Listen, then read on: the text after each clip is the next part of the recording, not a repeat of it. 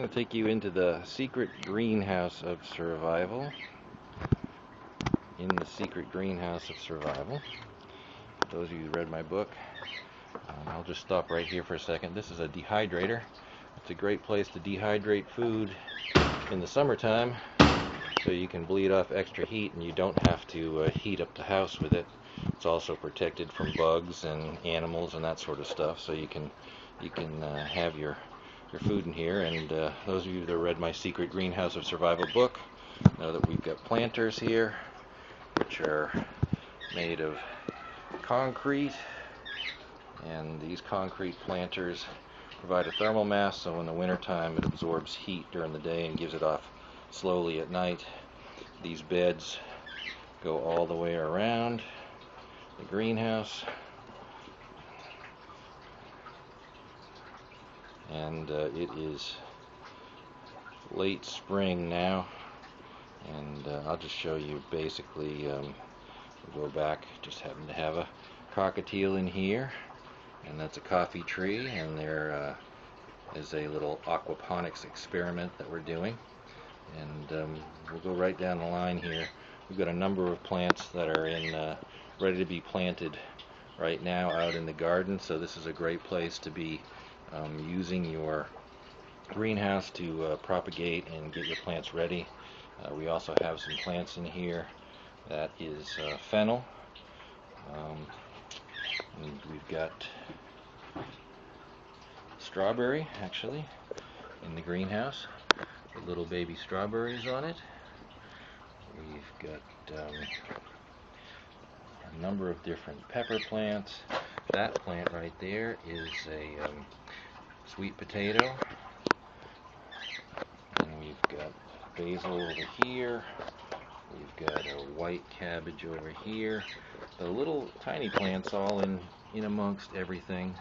That's actually clover, and we plant clover in the greenhouse to provide nitrogen for the rest of the plants. There's a beet right there. If I back up a little bit, you can see that we've got a number of different pull, and these are bush beans right here that we'll be planting out in the garden momentarily.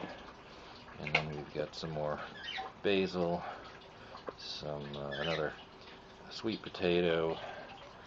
Here's a pea back there, those are peas. And then this is red cabbage here. We've got some cucumber planted, sweet marjoram. We've got some more strawberries and more cabbage. And then we've got an eggplant right there. The big leafy one is an eggplant. We've got aloe, which is a great thing for burns and cuts, and that's a relatively new plant we're going to have here permanently 12 months out of the year in the greenhouse. We've got some sorrel. This is dill. Some more basil. Here we've got actually a watermelon starting in the greenhouse. There's some sage here. That's pineapple sage. Here's another cabbage. And then we've got some climbers climbing up. It's just a makeshift little trellis right there.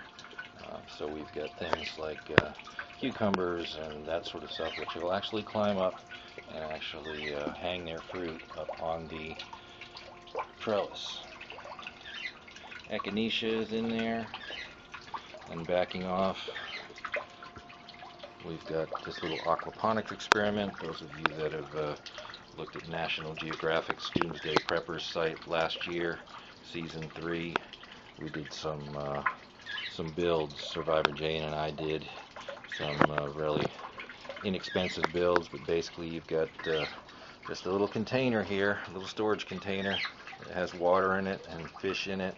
A little pump pumps water up to this other little container, and then this is just a simple, 1.5-2 inch pipe that you can put on this container. As the water fills up, it just drips back down into this. The plants clean the water.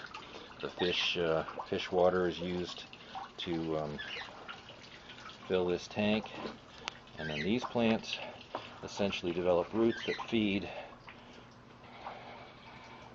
These roots just feed off of the water in the tank, and that's what the root systems look like without any dirt.